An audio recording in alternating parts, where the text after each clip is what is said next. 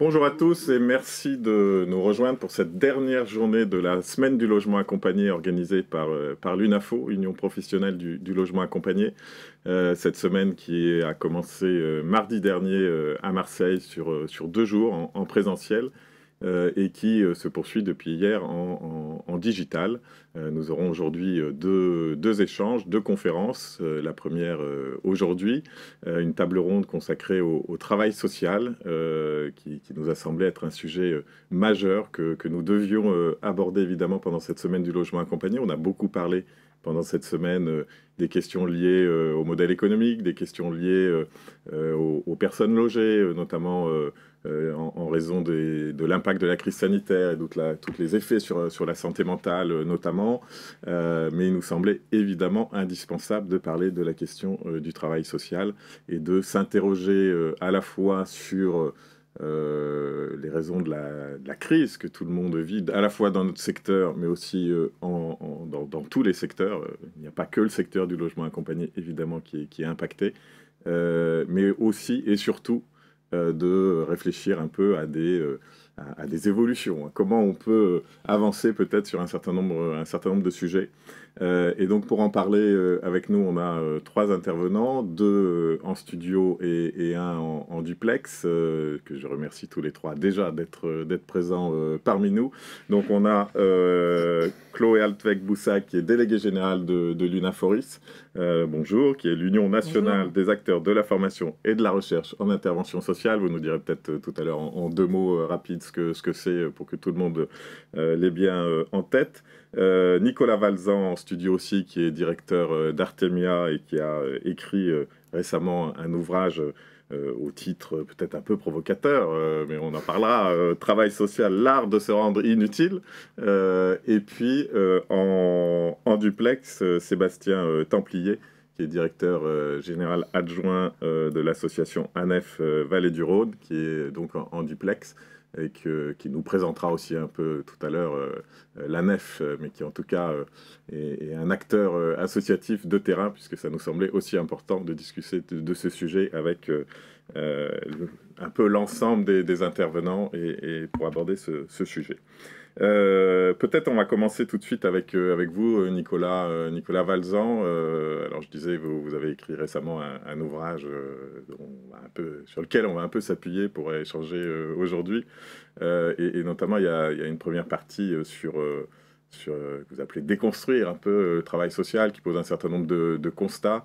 Un peu sans concession parfois, mais justement c'est l'objectif aussi, et ça nous semblait intéressant de pouvoir en échanger. Vous parlez d'un système un peu obsolète. Vous dites aussi, enfin c'est quelques extraits de votre ouvrage, il est beaucoup plus long et complexe que ça, mais vous parlez aussi des intervenants sociaux qui sont un peu perdus dans un système un peu justement obsolète. Comment vous voyez, une fois encore on parlera plus, je pense, des solutions, enfin, ou des pistes envisagées, mais un peu sur le constat, comment vous percevez la situation? Moi, ce que j'ai envie de dire pour commencer, c'est qu'à mon avis, le travail social est dans le même état que la société, c'est-à-dire en crise. Voilà, mais alors en crise avec des S, on pourrait en mettre des dizaines de S, quoi. Je m'amuse dans mon livre à faire une espèce de, comme ça, de déclinaison de toutes les crises, mais il y a des crises partout. Crise du logement, crise de l'accompagnement, mais aussi crise sociale, crise écologique, crise, etc., etc., etc. Évidemment, le travail social étant complètement connecté à la société, au fonctionnement de la société, il est forcément impacté par toutes ces crises et lui aussi se retrouve en crise.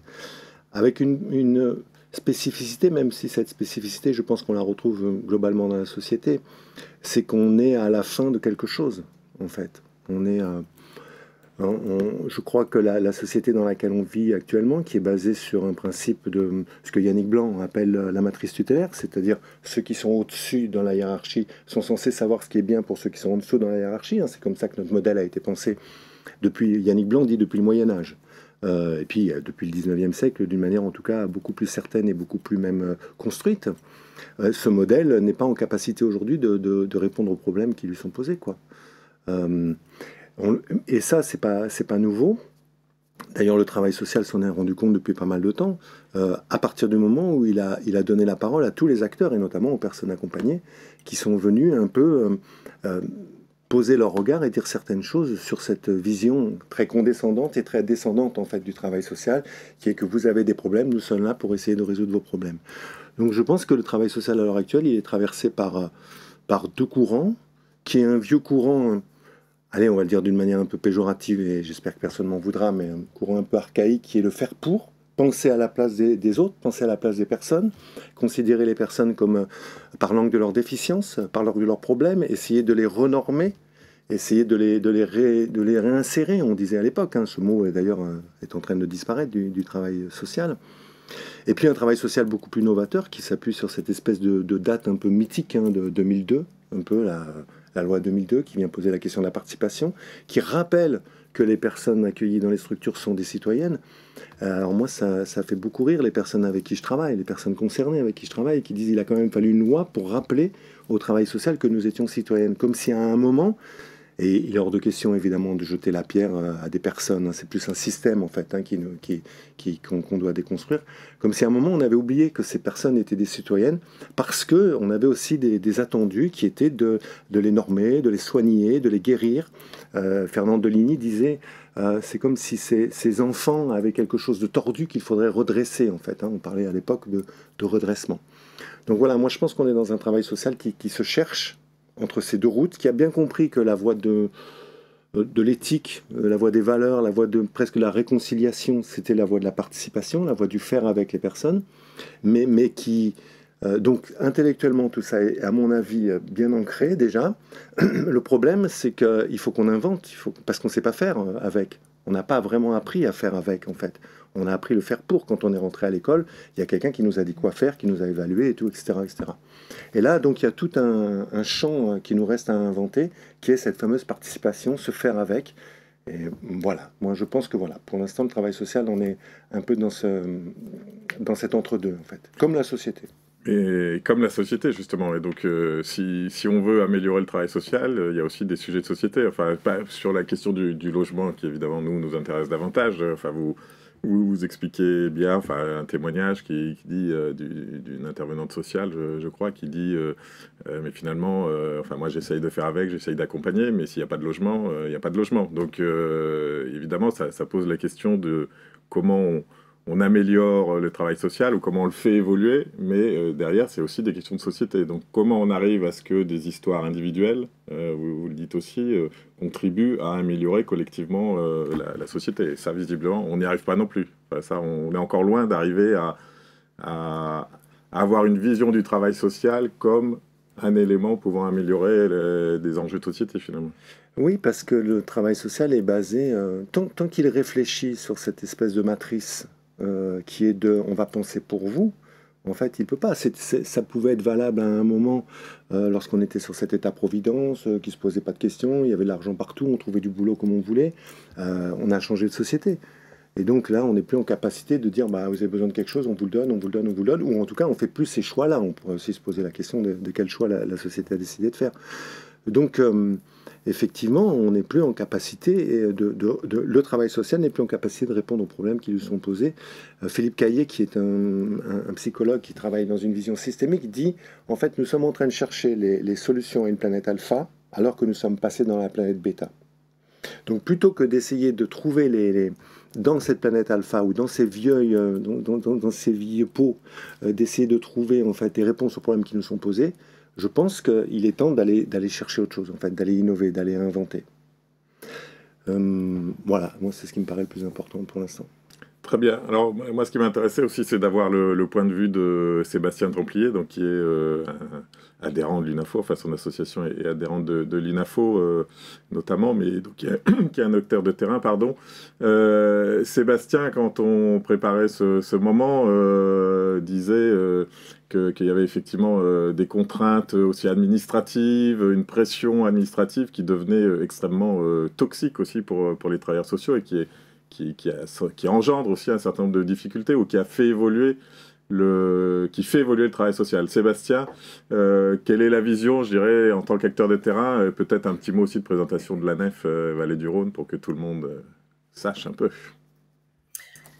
D'accord, oui, bonjour. Alors, d'abord, j'aurais bien aimé pouvoir être à Paris avec vous. Désolé d'être en duplex, j'ai pas pu me rendre à Paris. On est donc en Drôme-Ardèche, la nef vallée du Rhône, intervient en Drôme-Ardèche et il y a deux secteurs d'activité, la protection de l'enfance et puis un secteur plus insertion, avec notamment la gestion des SIAO de la Drôme et de l'Ardèche, des CHRS, CADA, hébergement d'urgence et puis donc quand même une pension de famille et une résidence sociale, ce qui explique notre adhésion à l'UNAFO. Et d'ailleurs, la pension de famille reste un outil vraiment à mon avis, idéal pour répondre à la problème des personnes sans abri.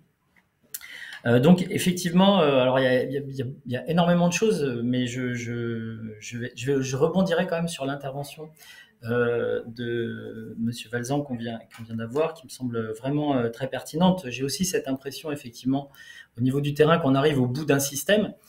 Pas seulement moi, c'est très prétentieux de dire ça. Tous les rapports récents sur la question du travail social montrent qu'effectivement on a une vraie crise identitaire. On le voit avec les difficultés de recrutement, les départs aussi des professionnels du travail social qui sont un peu désabusés, dégoûtés et qui quittent le travail social pour faire autre chose. Donc une vraie question qui se pose à nous. Et effectivement, la question administrative revient beaucoup dans les difficultés. On a fait, nous, un colloque sur le travail social en octobre, le 18 octobre dernier. Et avant, on avait fait une enquête auprès de l'ensemble de nos salariés. Et c'est effectivement la deuxième raison de leur difficulté, c'est ce sentiment d'être écrasé par des tâches administratives, par une technocratie qui s'impose de plus en plus dans leur quotidien. Il ne faut pas oublier de dire quand même, on ne va pas s'étendre ici là-dessus, mais rappeler quand même la baisse des moyens qui, dans l'ensemble des rapports, fait la démonstration, on l'a vu encore avec l'Orpea, etc., qu'une baisse des moyens génère finalement de la maltraitance. Ça, c'est quelque chose qui est maintenant un acquis. Donc il faut bien garder en tête, et qui est le préalable, je dirais, cette question des moyens, des salaires, etc., quand même, au sentiment de reconnaissance, de participation et d'utilité sociale des travailleurs sociaux.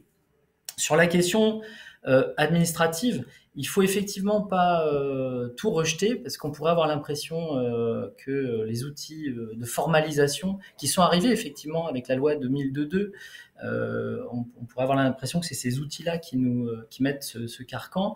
Or, ils sont très pertinents.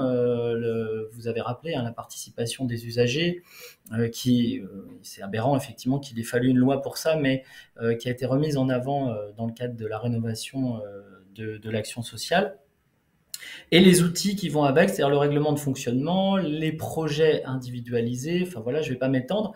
Moi, j'ai connu l'époque où le travail social, d'ailleurs ça rejoint le titre du thème aujourd'hui sur la question d'un travail altruiste, un travail effectivement qui était tourné vers l'autre, et qui finalement était dans une telle dualité, dans une telle intersubjectivité, que il y avait une forme d'amour-haine, pour caricaturer bien sûr, dans les relations, qui étaient du coup plus tellement éducatives, plus tellement professionnelles, mais avec quelque chose aussi d'arbitraire, finalement, on prend la personne, on la prend dans ses bras, c'est mon usager, etc. Ou alors on la rejette, on la déteste, etc.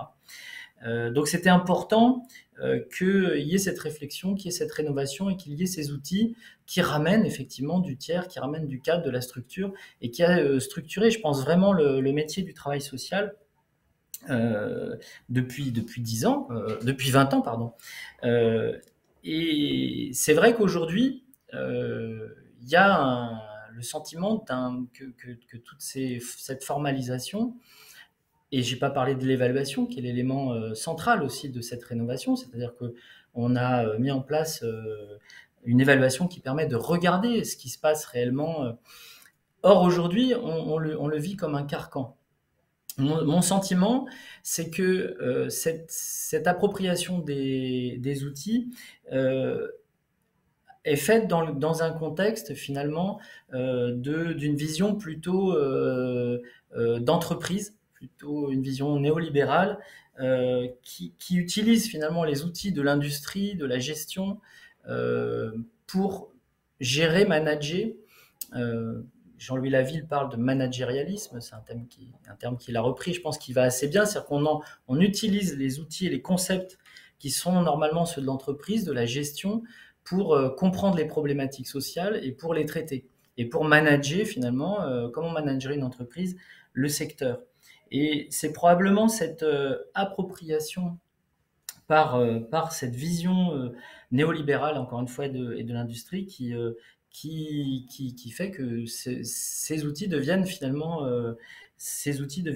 étouffants. Parler par exemple de la question du savoir à la place. Savoir à la place de l'autre. Aujourd'hui, ceux qui savent à la place, c'est finalement plutôt l'administration, voilà, une forme de technocratie qui est décidée au plus haut niveau et qui descend vers les professionnels. Donc on sait à la place, y compris des professionnels, on leur fait des référentiels. Dans les appels à projets, on leur explique comment on doit prendre en charge les personnes, comment on doit exercer son métier. Et puis des systèmes de reporting extrêmement serrés, contraints, avec des indicateurs qui sont ceux de la gestion et qui sont finalement vraiment déconnectés de la réalité de terrain, et voire même complètement paradoxaux. On parle par exemple de la participation des personnes concernées. Ces personnes-là, elles disent quoi? Elles disent j'ai besoin de temps. Elles disent j'ai besoin de pouvoir choisir la personne qui va m'accompagner. J'ai besoin de choisir à quel moment, à quel endroit je veux vivre, etc. Et les outils de gestion qui s'imposent à notre secteur aujourd'hui vont imposer une cadence de plus en plus importante, avec des durées moyennes de séjour qui doivent diminuer, avec un nombre de prises en charge de plus en plus important, comme dans une industrie, quoi, comme si, à la manière des chaînes de Charlot, là, comme si on accélère la cadence, et du coup on va produire de plus en plus d'insertion sociale. Or, ça ne marche pas comme ça, et on voit bien que là, il y a un écart entre les indicateurs qui s'imposent avec les volontés exprimées des personnes. Donc, de plus on parle quasiment de la question de la présence des personnes concernées, de leurs paroles, et moins on les écoute, et moins on écoute les travailleurs sociaux. Voilà, je ne sais pas si je ne veux pas être trop long sur cette question. Si Sébastien, avant de passer à Chloé sur les questions de formation notamment, Nicolas voulait réagir à... Oui, deux petites choses. Moi j'aime beaucoup l'approche qu'a fait Georges Vigarello, qui est historien, sur la fatigue. Il a écrit un magnifique livre sur l'histoire de la fatigue, et il a essayé de réfléchir à ce qu'était la fatigue aujourd'hui. Et il dit il y a 4 grandes causes de fatigue. On peut faire tout ce constat que les gens, quand on leur demande comment ils vont, la plupart nous disent « je suis fatigué ». On est fatigué, en fait. On est dans un monde où on est tous fatigués. Et il dit il y a 4 grandes causes. Et ça rejoint un peu ce qu'on était en train de dire. La première cause, en fait, c'est la non-tenue, le fait de ne pas avoir tenu les promesses républicaines. C'est ce que lui dit. La promesse républicaine, c'était liberté, égalité, fraternité, à laquelle on peut rajouter ce triptyque, on peut y rajouter solidarité. Et en fait, on est dans une société qui a du mal et qui est un peu en incapacité de mettre concrètement en place ces principes fondateurs. Vigarello explique que ça, c'est une première cause de fatigue. La deuxième, c'est le sentiment d'inutilité, le sentiment de ne pas pouvoir agir. C'est que les questions sont tellement grandes, tellement éloignées de moi, tellement vastes que moi, à mon petit niveau, je ne peux rien faire. Et ça, c'est pareil, ça crée un sentiment de fatigue. La troisième, c'est l'accélération du temps. On en a parlé là il y a 2 minutes. Voilà, on est toujours en train de nous demander de plus en plus. Il y a les outils informatiques qui arrivent et qui nous demandent de plus en plus. Et puis la quatrième, eh bien, c'est l'omniprésence de la bureaucratie. Notre société a considéré que seule la bureaucratie était en capacité de mettre en place en fait les valeurs qu'on a décidé de porter. Le problème, c'est que la bureaucratie, elle pense pas en termes de processus, elle pense pas en termes de, elle pense en termes de protocole et de procédure. Et ce que je remarque, c'est que même lorsqu'il y a des choses qui semblent aller dans le bon sens. Moi, je vois tous les travaux qui sont faits par le Haut Conseil au travail social, par exemple, ou par les recommandations de bonnes pratiques, par toutes ces instances où on fait travailler tous les acteurs ensemble. Je pense par exemple à l'Aller Vert. Moi, je suis beaucoup en ce moment sur des formations sur l'Aller Vert, où en fait, on a les personnes qui ont initié ça n'arrêtent pas de dire c'est un processus, c'est un processus. Nous, on fixe les grandes lignes, et ce qui nous intéresse, c'est que chacun vienne se saisir de ça et construise lui-même la manière dont il a envie de se saisir de ça. Le problème, c'est que la bureaucratie se saisit de ça, et elle en fait des protocoles, elle en fait des procédures. Et ça épuise. Ça épuise. Parce que là où ça pourrait libérer les travailleurs sociaux et les personnes accompagnées, parce que justement il y a quelque chose qui paraît libérateur, eh bien on le réinscrit dans un processus par contre, dans des protocoles et des procédures qui réenferment en fait les choses, quoi. Ça, c'est difficile. Chloé Altvek-Boussac, donc déléguée générale de l'UNAFORIS, par rapport, enfin, là on était un peu sur les constats, alors ça réagit un peu dans le chat, notamment sur l'opposition de deux formes de travail social, ceux qui font pour et avec, il y aurait les archaïques et les nouveaux. Bon, évidemment, ça fait réagir et on y reviendra sans doute pour voir comment on peut améliorer. Mais point de vue formation, sur l'attractivité, là on voit qu'il y a des sujets d'attractivité des métiers, ça se traduit évidemment, j'imagine, dans l'attractivité des formations du travail social. Comment l'UNAFORIS voit cette diminution d'attractivité, j'imagine?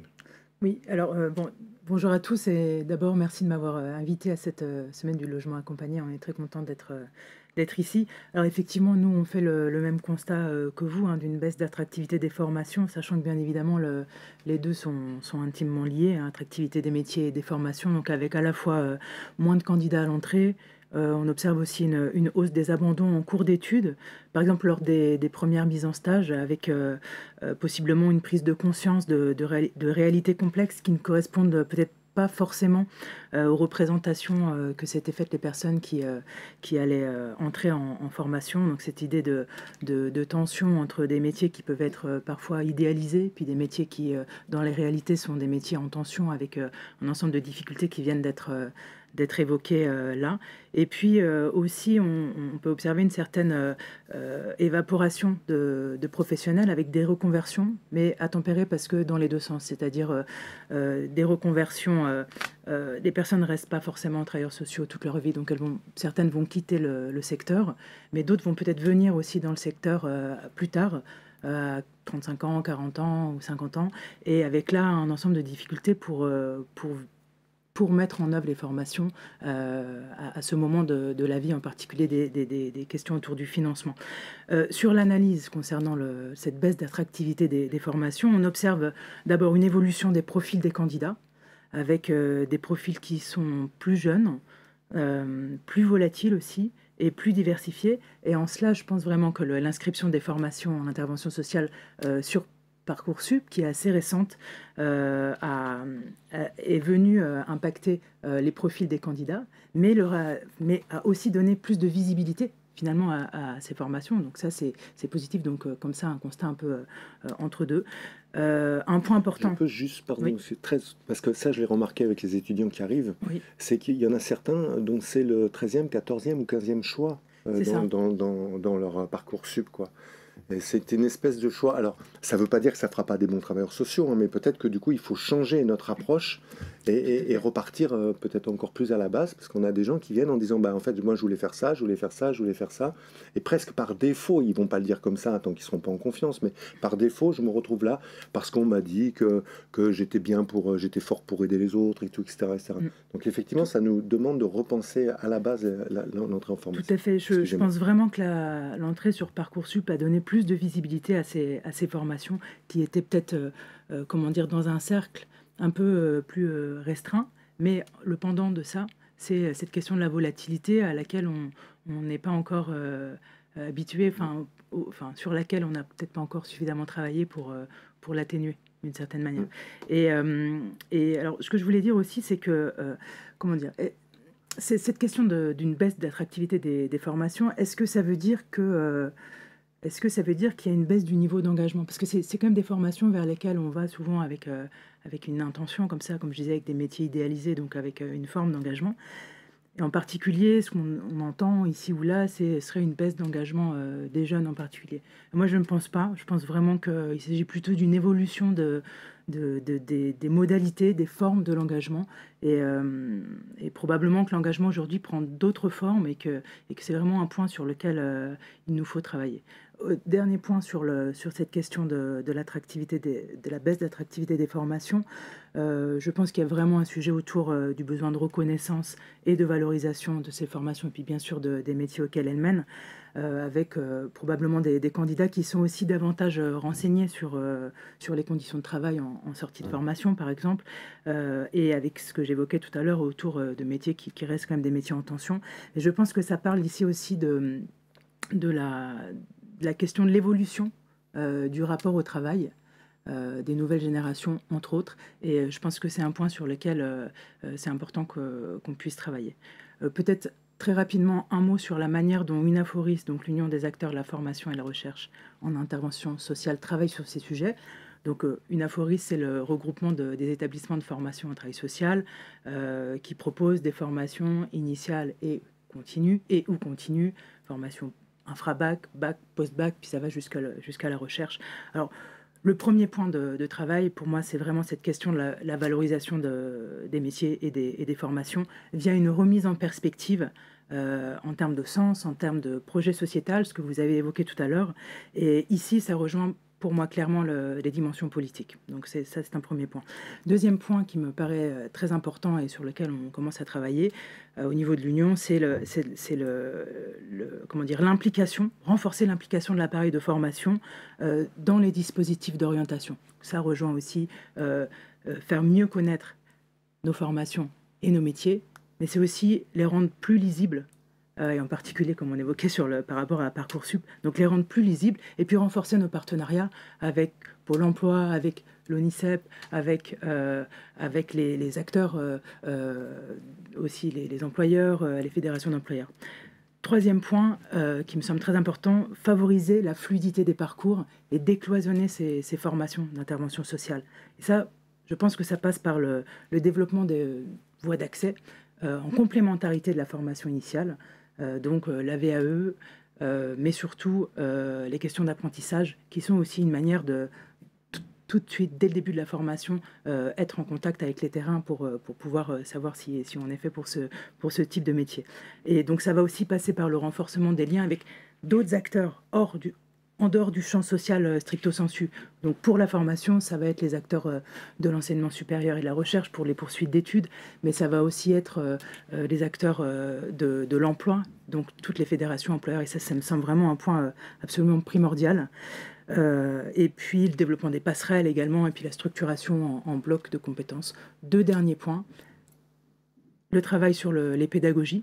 Comment mieux répondre aux attentes des candidats, mais aussi des employeurs. Et ça passe ici aussi avec un renforcement de l'inclusion et de la participation des personnes concernées aussi dans les formations, et pas uniquement en tant que témoins, mais bien dans l'élaboration des ingénieries de formation en tant que formateurs, comme le sont les autres formateurs. Donc ça me paraît très important. Et puis évidemment des travaux sur le numérique ou ce type de... Enfin évidemment le numérique c'est central. Et dernier point, une problématique autour de l'adaptation des contenus de formation aussi de mieux reconnaître les compétences. Donc là, ça passe encore une fois par les liens avec les employeurs et les fédérations d'employeurs.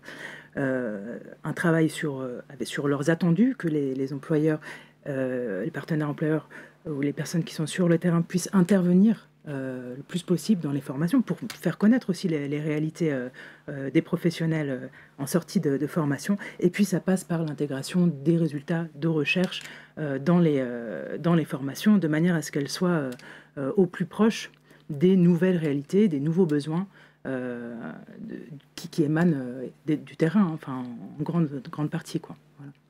Je voulais dire là-dessus. Pardon, peut-être deux questions qu'on a là sur le chat et que je vous pose à vous, mais qui peut être aussi plus large. C'est notamment sur Enfin, vous avez parlé un peu des jeunes générations, d'une nouvelle forme d'engagement. On nous demande si vous pouvez développer un peu qu'est-ce que c'est que cette nouvelle forme d'engagement, ou finalement, peut-être qu'elle quel engagement vous voyez dans dans les nouvelles générations? Et puis peut-être on a parlé beaucoup de la loi de 2002. Elle a 20 ans, cette loi, quand même. Donc on pourrait imaginer, alors d'une part, qu'elle est déjà appliquée depuis longtemps et que peut-être les nouvelles générations, enfin pour reprendre cet angle-là, c'est plus un sujet. Enfin, je veux dire, pour les nouvelles générations, sans doute, on peut imaginer qu'une loi qui a 20 ans est déjà appliquée. Enfin, en tout cas... irrigue les nouvelles générations. Non, parce que... Enfin, oui et non. Oui, à plein d'endroits. Il y a plein de choses qui ont énormément bougé. En termes de participation, on ne peut pas dire quand même que c'est rien passé depuis 2002. C'est passé énormément de choses. Et les acteurs du travail social sur le terrain, les travailleurs sociaux, ont vraiment été aussi à l'initiative de plein d'expériences. Après, je redis ce que je disais tout à l'heure, c'est-à-dire qu'il faut peut-être accepter de lâcher prise sur certaines choses et d'accepter de partir dans un monde qu'on ne connaît pas. Moi, j'utilise beaucoup, je viens du théâtre, j'utilise beaucoup l'expression « supprimer l'enjeu pour aller dans le jeu ». Et même aussi peut-être dans notre rapport avec les personnes, dans le rapport avec les personnes concernées avec qui on travaille.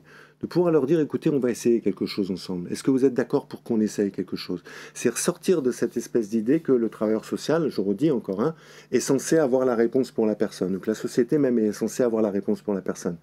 L'idée là, c'est plutôt de réintégrer la personne, ou de l'intégrer, ou juste de s'apercevoir qu'elle est dans une position de citoyenne, et de lui dire, eh ben, en fait, tu peux participer avec nous au changement social. Et là, on retrouve la définition du travail social. C'est même pas révolutionnaire de dire ça, puisque sinon, c'est les terminologies de la définition du travail social. Cohésion sociale, développement social et changement social.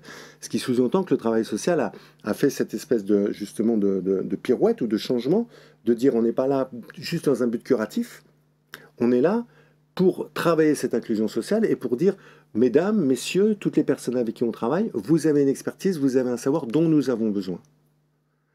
Et ça, c'est long. Oui. Oui. Alors, sur la question de la participation des personnes, alors là, du coup, dans les cadres des formations en intervention sociale, c'est vraiment un sujet majeur, me semble-t-il.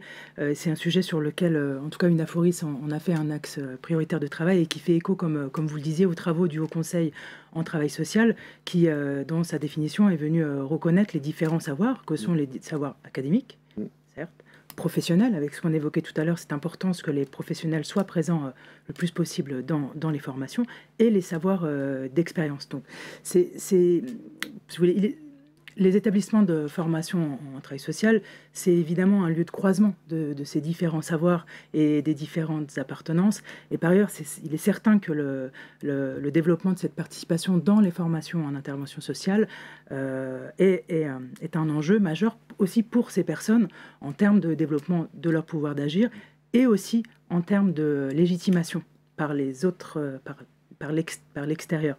Et ce qui me semble intéressant donc, sur l'articulation avec les formations, c'est que la participation des personnes concernées, personnes ressources concernées dans les formations, va venir révéler, va venir questionner, va venir transformer les pratiques et les orientations des établissements de formation en travail social.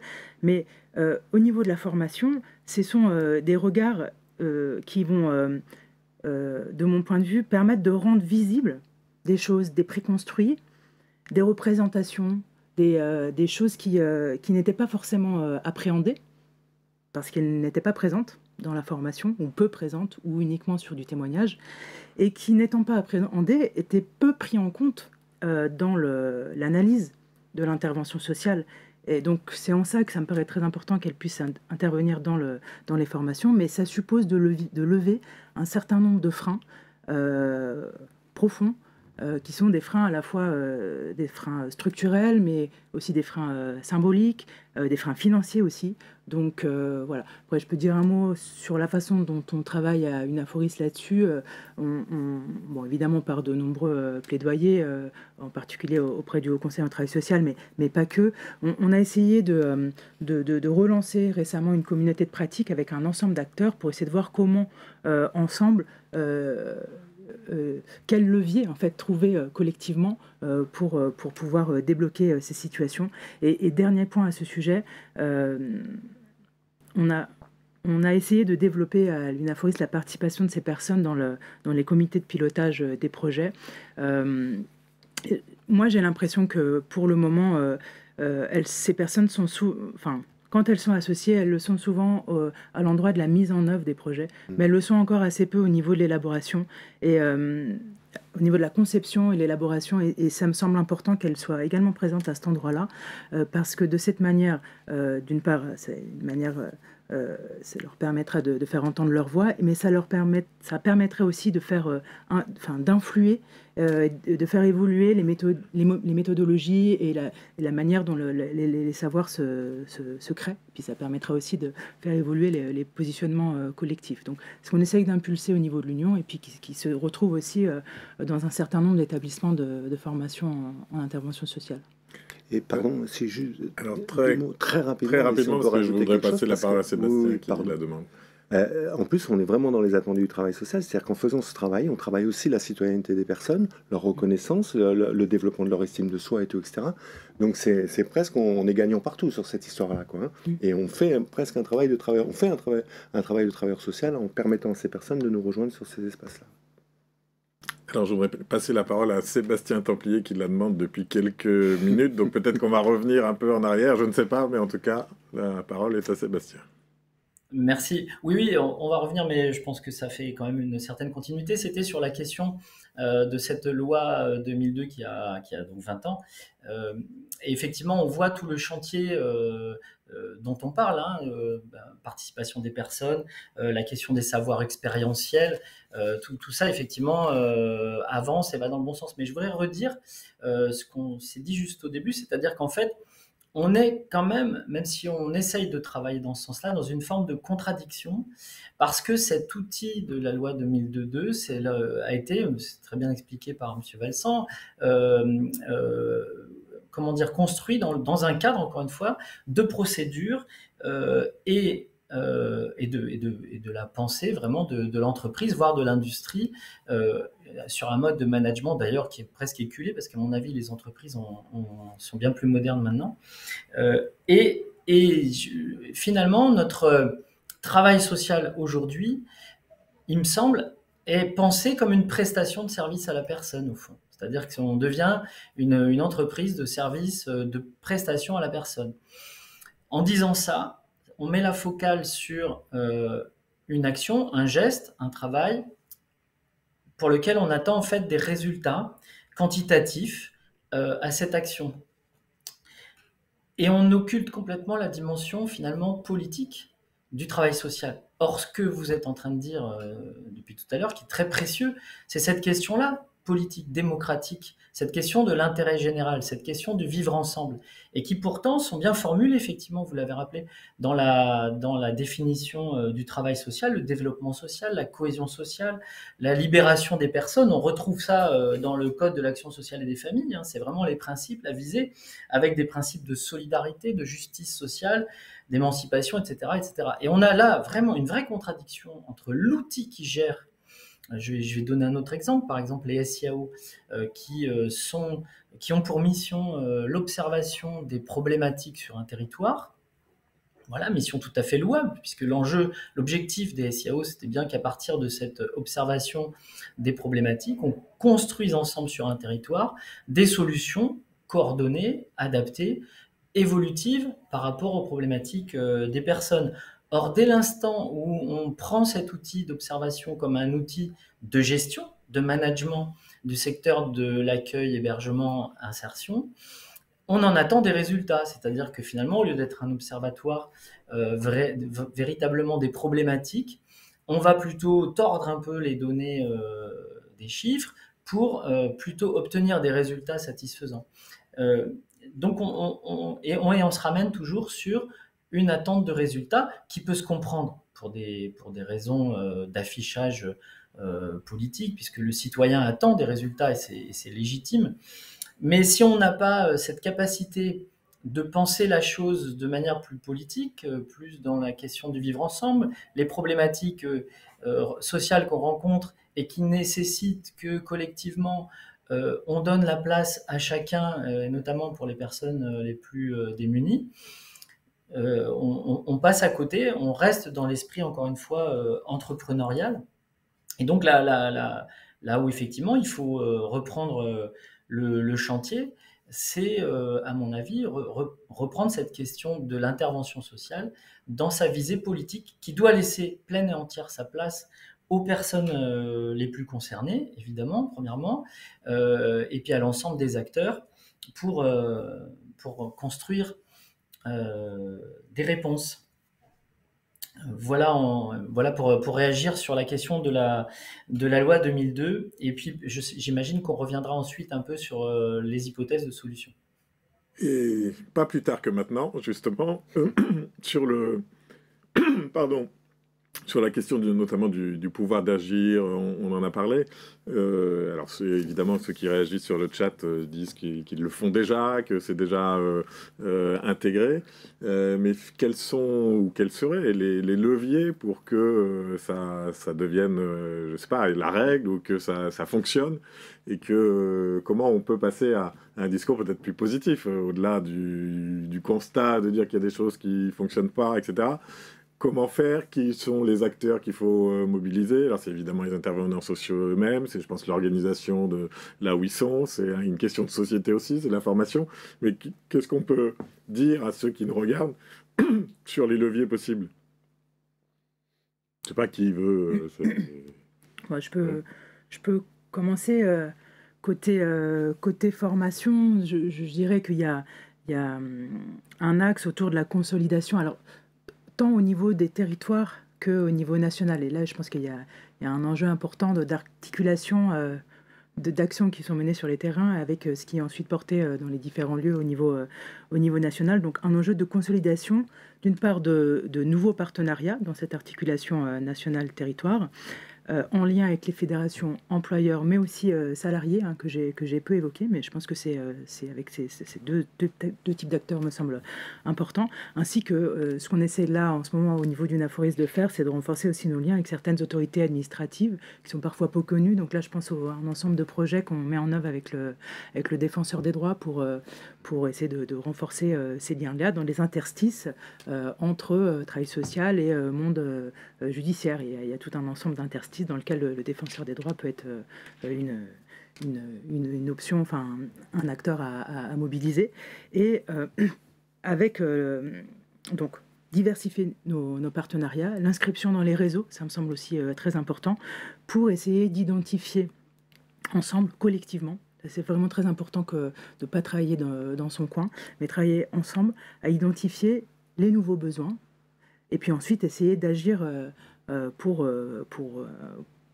mieux y répondre. Donc, alors, côté formation, ça va être via le développement des formations continues auprès de professionnels en exercice pour consolider sur tel ou tel aspect de besoins en compétences ou d'évolution de posture, mais ça va être aussi le lien avec la formation initiale pour intégrer au fur et à mesure de nouveaux contenus, hein, au regard de l'évolution sociale et puis en tenant compte des évolutions des politiques publiques.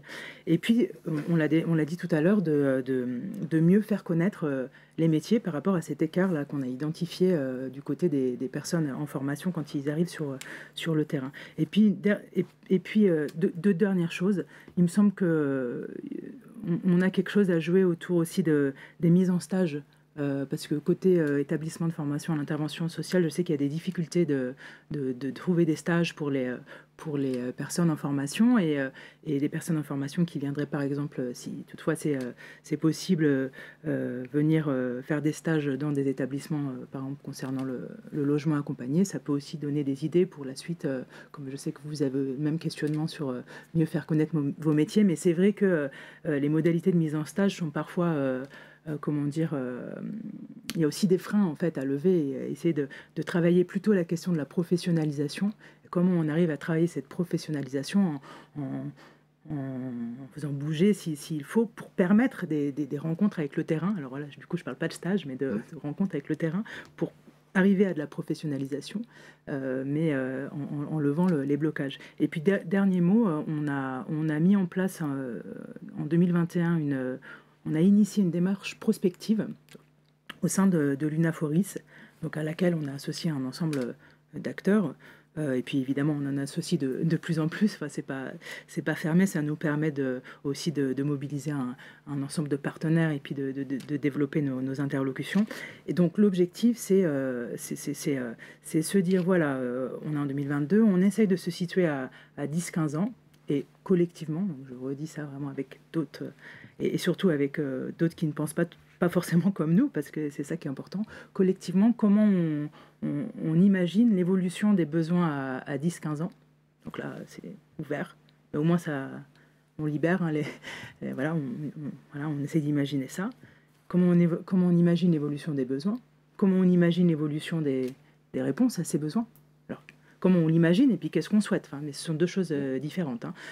Et puis au regard de ça, quelles seront donc les nouvelles compétences à renforcer à 10-15 ans pour qu'on puisse ensuite, donc nous on travaille là-dessus, faire évoluer notre offre de formation, mais d'essayer quand même toujours d'essayer de garder, alors c'est pas évident, on part de l'analyse du réel, mais essayer de garder comme ça d'avoir un petit pas de côté, essayer de se créer un espace de recul pour sortir la tête du guidon, quoi, entre guillemets, et puis surtout côté compétences et formation, pour que les formations soient ajustées et bien en phase avec les besoins, mais ça suppose qu'il y ait un petit temps d'amont, quoi, pour qu'elles soient créées et qu'elles rencontrent le besoin au bon moment. Sinon, on est toujours à courir à mettre en place des formations qui, du coup, risquent d'être décalées si on n'a pas fait ce travail de prise de recul.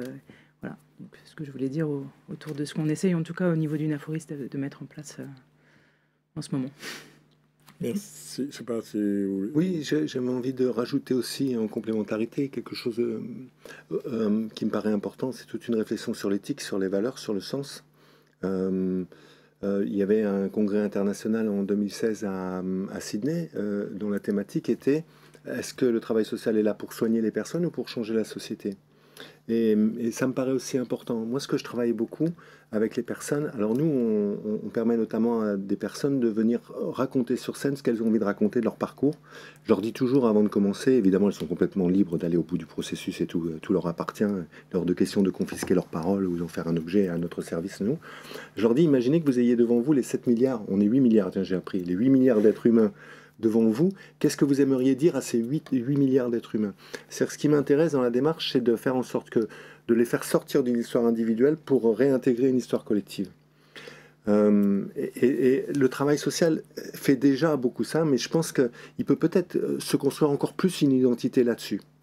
C'est-à-dire, on le sait tous, les travailleurs sociaux le savent tous, les personnes accompagnées le savent toutes, l'histoire d'une personne victime de violence, ça n'est pas que son histoire. Et ça ne peut pas être que son histoire. Il y a une histoire collective là derrière. Et alors on entend des campagnes de sensibilisation et tout, etc. Et le travail social prend sa part. Mais je pense qu'on pourrait encore aller plus loin sur ces histoires-là et redire d'abord aux personnes concernées que ça n'est pas que leur histoire, et ça déjà les travailleurs sociaux à mon avis le font déjà pas mal, mais d'une manière collective, tous ensemble, dans tous les endroits où on peut le dire, ça n'est pas que l'histoire individuelle des personnes. Parce qu'autrement il y a quelque chose qui va rapidement arriver, c'est la culpabilisation, c'est le fait que il faut que je me guérisse moi, et tout, etc. Je pense en disant ça à mon ami Salim, qui est en fauteuil roulant, qui a plus de 80% de handicap, qui se tient comme ça dans son fauteuil et qui dit « Vous savez, moi je peux faire 10 ans de psychothérapie, je peux faire 10 ans de projets personnalisés, je peux avoir toute une équipe éducative autour de moi pendant 10 ans et travailler sur effectivement mon rapport à moi-même, mon rapport au handicap, mon rapport à tout ça. Mais si quand je sors, il n'y a que des escaliers, il est en fauteuil, je suis foutu. Si quand je sors, on continue à me regarder comme un handicapé, et que ce qu'on pointe sur moi, c'est d'abord t'es un handicapé, alors tout le travail que j'ai fait, il sert strictement à rien, il se réécroule comme un château de cartes. Donc il y a quelque chose, à mon avis, qui me paraît aussi complémentaire et important. Aussi dans les espaces de formation, nous on a monté un module à l'IRTS PACA Corse, dans lequel j'interviens, qui s'appelle « Tout est affaire de regard ». Et on fait travailler les travailleurs sociaux en formation, mais aussi les travailleurs sociaux qui sont sur le terrain, et des personnes accompagnées, justement sur quel regard on porte sur les personnes, sur les thématiques et sur tout ça. Et comment on en fait encore une fois un endroit où on vient réinstaller de l'éthique, des valeurs, c'est-à-dire quelque chose de collectif. J'aimerais Pardon, excusez-moi pour le chat dans la gorge. J'aimerais retourner vers Sébastien Templier de l'ANEF Vallée du Rhône. Là, aussi en tant qu'acteur de terrain, on a parlé de la formation, de l'évolution de la société, du regard que ça entraîne. Mais finalement, en tant qu'acteur de terrain, quel levier il peut y avoir? Enfin, je sais que l'ANEF a organisé un colloque il n'y a pas si longtemps que ça, et il en est sorti un certain nombre de propositions ou d'axes de travail en tout cas. Est-ce qu'on peut en savoir un peu plus? Oui, alors c'est la fédération ANEF d'ailleurs qui a organisé ce colloque. C'est une fédération qui regroupe l'ensemble des ANEF nationales. Alors, il est sorti beaucoup de choses, mais un peu tout ce qu'on a dit déjà depuis le début de ces échanges, et puis ce qui ressort aussi des rapports du Conseil économique, social et environnemental, et des différents rapports, livres verts, etc. Mais c'est vrai qu'on revient quand même toujours sur cette question de la participation des personnes, de remettre la personne au centre, considérer la personne accompagnée, la personne concernée, comme ou nous considérer d'ailleurs plutôt comme des alliés de ces personnes en difficulté, on l'a déjà dit, mais toujours dans l'idée qu'on ne sait pas à la place de l'autre et qu'il faut plutôt écoutez, c'est Nelson Mandela, je crois, qui a dit tout ce qui est fait pour moi, sans moi, est fait contre moi. Et donc, bon, on l'a déjà dit, mais ça, c'est vraiment un élément central, important, sur la question de retrouver finalement le travail altruiste, hein, tourné vers l'autre, comme on l'a dit. Ce qui est sorti aussi, c'est reconnaître les professionnels comme des artisans. C'est-à-dire c'est reconnaître les savoirs de l'expérience, alors des professionnels et d'ailleurs également des personnes concernées. Les savoirs issus de l'expérience, c'est une source incroyable de solutions, d'abord de compréhension des difficultés, et quand on comprend ensemble et qu'on partage le même diagnostic, on avance déjà vers des solutions. Donc c'est important d'écouter ce qu'on ne fait plus du tout aujourd'hui, et les personnes concernées et dans les territoires, parce que chaque territoire aussi a sa réalité propre, hein, un des pièges des courbes, des graphiques, des diagnostics à n'en plus finir, qui sont pensés de manière assez lointaine, voire au niveau national et de manière standardisée, c'est qu'on passe complètement à côté de la réalité des problématiques, puisque chaque territoire est très différent. Selon qu'on est dans une situation où le logement, par exemple, est très tendu ou détendu, on n'aura pas du tout les mêmes publics concernés par l'action sociale. Or, on attend les mêmes résultats, encore une fois. Donc là aussi, cette standardisation, finalement, dans laquelle... Donc, il y a un vrai appel à l'issue de ces travaux pour quelque part desserrer cet étau, parce que finalement on a une énergie formidable, on a la chance en France quand même d'avoir un équipement en professionnel de terrain, en école de formation, etc., quand même bien correct, avec des hébergements encore, des hébergements d'urgence qui sont maintenus, etc. Donc on a vraiment des outils, on a vraiment des forces, on a une bonne capacité d'action en termes de moyens, mais on est comme dans cet étau dont on parle depuis le début. Donc il y aurait déjà un appel à tout simplement desserrer, faire confiance aux acteurs, reconnaître cette expérience de terrain, reconnaître les réalités différentes et les problématiques sans avoir peur de les regarder.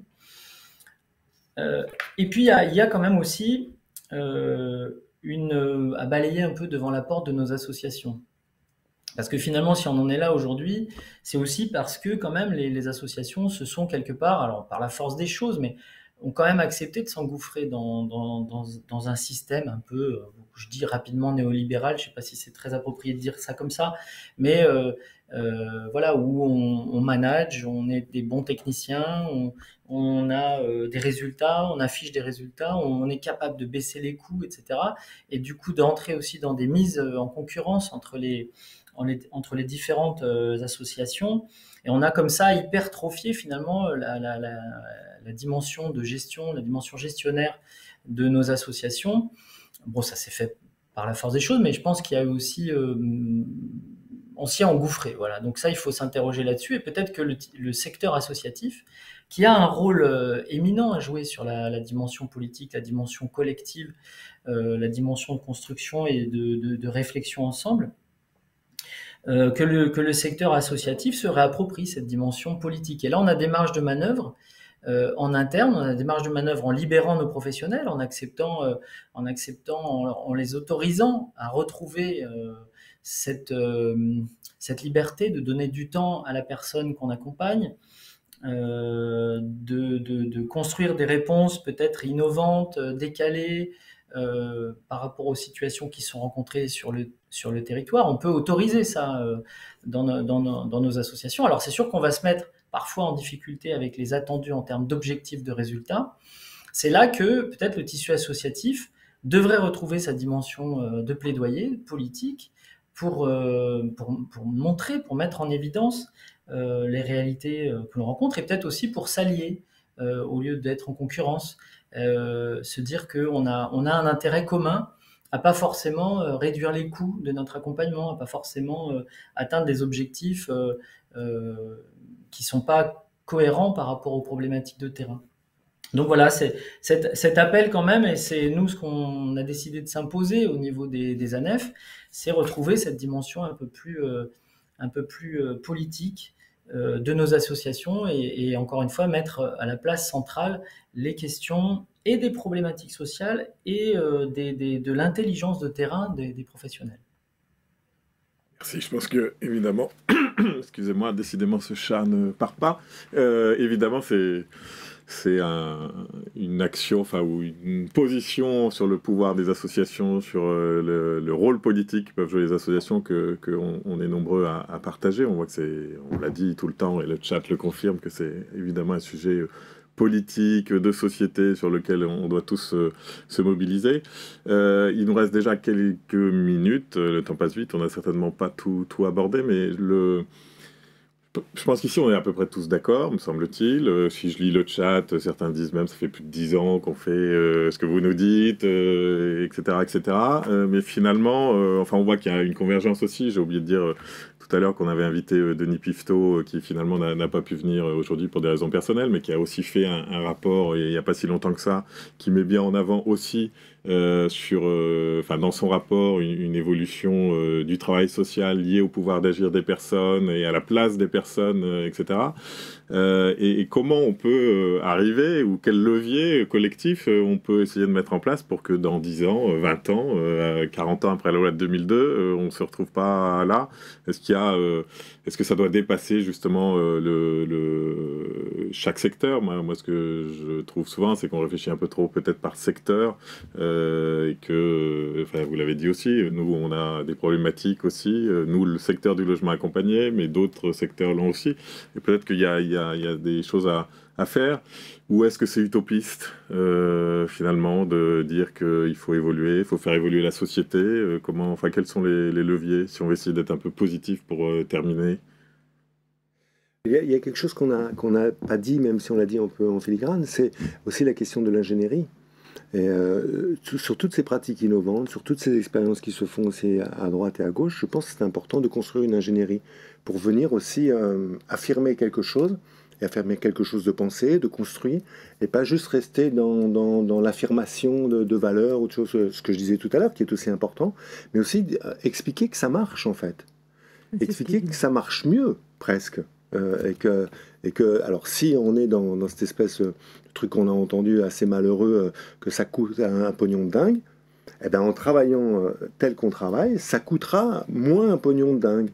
Alors si on garde du coup les mêmes budgets, ça nous permettra de payer plus cher les travailleurs sociaux, ce qui serait quand même pas mal, et ce qui serait quand même la première des choses à faire. Mais si je peux rebondir juste sur ça m'évoque un questionnement autour du changement d'échelle aussi, puis si je n'ai pas le chat, mais apparemment il y a des gens qui disent oui, mais nous on fait déjà plein de choses sur les territoires, et c'est vrai qu'on donnait une plus grande visibilité et puis construire quelque chose autour de ça, il me semble que c'est un levier intéressant. Ouais. tout à fait.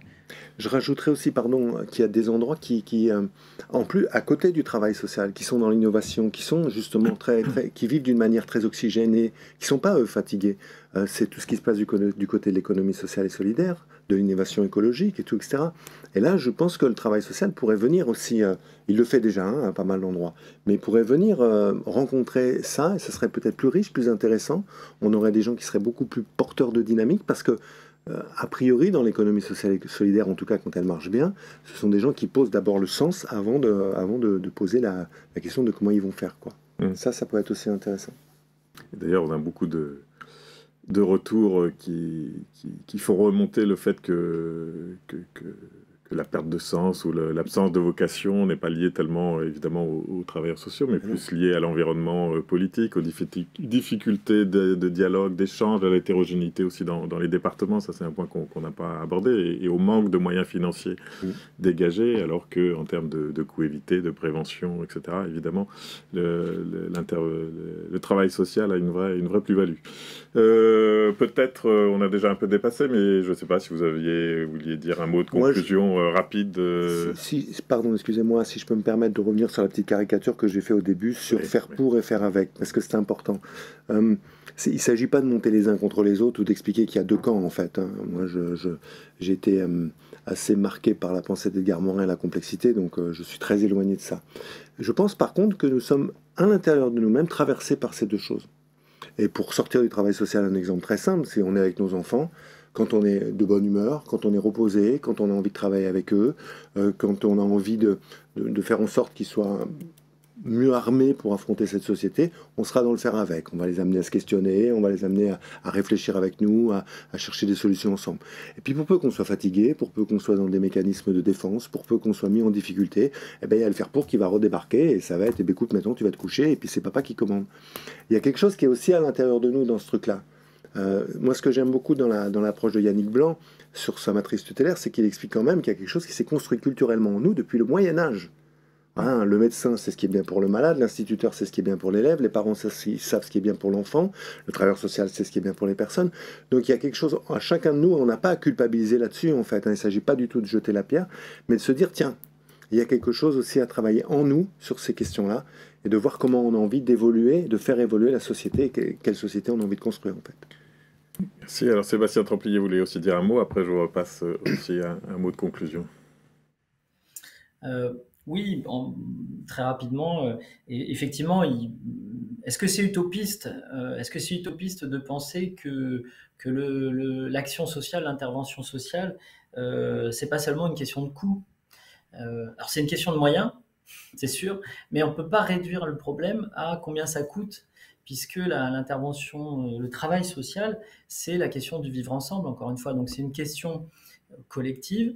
Et il me semble qu'on peut rappeler quand même qu'il s'agit là d'un service public d'intérêt général, que notre accompagnement s'inscrit là-dedans. Et on ne peut pas réduire simplement à un coût prestation. Et je crois qu'il faut, peut-être c'est utopique, hein, mais en tout cas, il me semble que nos associations peuvent reprendre ce chantier, poussé par le terrain, poussé par, encore une fois, les personnes qu'on accompagne, poussé par les professionnels qui ont une expertise et qui ont des idées à défendre pour le vivre ensemble.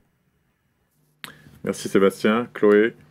Peut-être simplement, j'étais en train de noter là, les 3 mots qui ont été évoqués dans les échanges autour, je dirais, de la question du décloisonnement, de l'ouverture, et puis ce que disait Sébastien autour de l'écoute, et qui me semble très important aussi. Et il me semble aussi qu'on a essayé là, dans ce temps qui reste assez court, mais d'aller plus loin que le travail social en faisant vraiment le lien. Vous avez évoqué les questions de citoyenneté, vous avez évoqué les questions de transition écologique, et donc tout ça, ça m'amène ça revient à la question du décloisonnement, mais le travail social comme étant très fortement lié à la question du projet sociétal aussi, donc avec un ensemble d'autres dimensions, et pas, comment dire, un travail social qui soit vraiment, qu'on essaye de le faire, de l'ouvrir et vraiment de l'ancrer dans ce projet sociétal. Alors du point de vue des acteurs du travail social, je pense que c'est évident, mais du point de vue de l'externe, je sais pas si c'est évident, parce que parce qu'on en parle assez peu finalement. Donc je pense qu'il y a vraiment des choses à faire là-dessus pour mieux faire connaître ces actions et ce travail, quoi.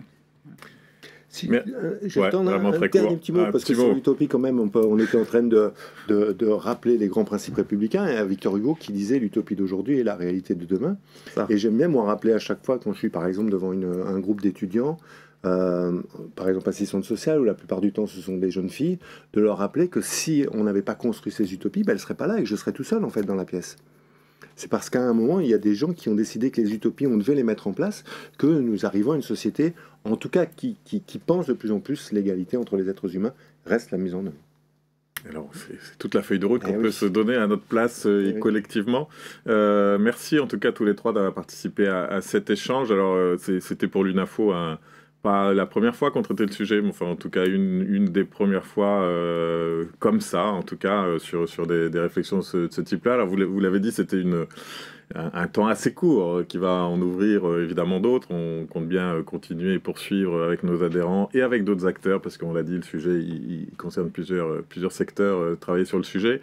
Il y a des sujets qu'on n'a pas du tout évoqués sur les questions d'attractivité, on nous le fait remarquer là, mais c'est évidemment la question de la qualité de vie au travail, qui est aussi un sujet sur le travail social et dans d'autres métiers aussi. Mais enfin, on voit bien, il y a la question de la salariale aussi, enfin, il y a bien d'autres questions qu'on aurait pu évoquer, mais enfin, on avait essayé de cibler sur quelques thématiques pour aujourd'hui.